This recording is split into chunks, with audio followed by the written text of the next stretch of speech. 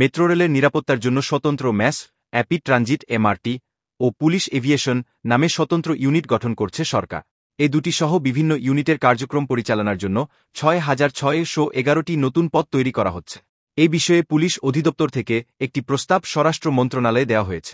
স্বরাষ্ট্র মন্ত্রণালয় সূত্রে জানা গেছে, পুলিশ অধিদপ্তর থেকে বিভিন্ন ইউনিটের নতুন পদ তৈরির জন্য ২২টি প্রস্তাব মন্ত্রণালয়ে পাঠানো হয়।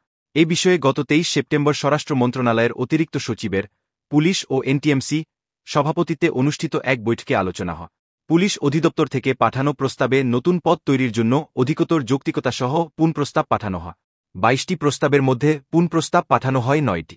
মন্ত্রণালয় সূত্র বলেছে, গুরুত্বপূর্ণ অবকাঠামো মেট্রো রেলের নিরাপত্তা নিশ্চিত করতে পুলিশের সাংগঠনিক কাঠামোতে স্বতন্ত্র এমআরটি পুলিশ ইউনিট গঠন করা হচ্ছে। এই ইউনিটের কার্যক্রম পরিচালনার জন্য ১,৯৪৮টি নতুন পদ তৈরির প্রস্তাব জমা দেওয়া হয়েছে। এটি কার্যকর করতে ৬-৮টি যানবাহনেরও প্রস্তাব করা হয়েছে। অন্যদিকে পুলিশের নিজের এভিয়েশন ইউনিট গঠন ও তা পরিচালনার জন্য বিভিন্ন পদবীর ৩৯৫টি নতুন পদ তৈরির প্রস্তাব করা হয়েছে। এছাড়া ৯১টি যানবাহন ও ৪৬ যন্ত্রপাতি স্থাপনের প্রস্তাব দেওয়া হয়েছে।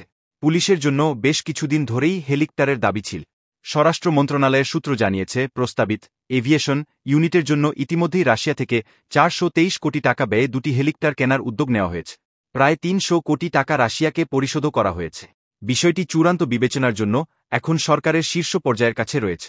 ময়মনসিংহে পুলিশের আরআরএফ ইউনিট গঠনের জন্য ৮১৫টি নতুন পদ এবং ২০টি যানবাহনের প্রস্তাব দেওয়া হয়েছে। গাজীপুর মহানগর পুলিশের সাংগঠনিক কাঠামো সংস্কারে ২,৮২৪টি নতুন পদ তৈরির প্রস্তাব রয়েছে। এতে ৩০০টি যানবাহন ও ২৬ যন্ত্রপাতি দরকার বলেও জানানো হয়েছে।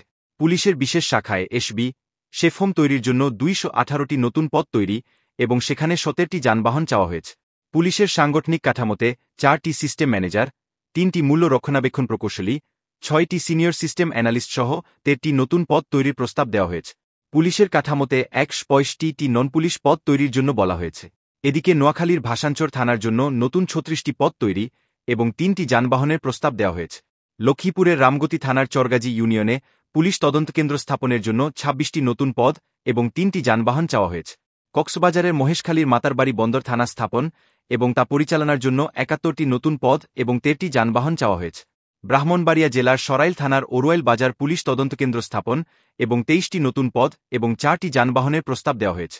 এছাড়া পুলিশের আউটসোর্সিং খাতে মঞ্জুরিকৃত অফিস সহায়ক পদে এমএলএসএস ৭৭টি পদ রাজস্ব খাতে স্থানান্তর বা তৈরির জন্য প্রস্তাব দেওয়া হয়েছে।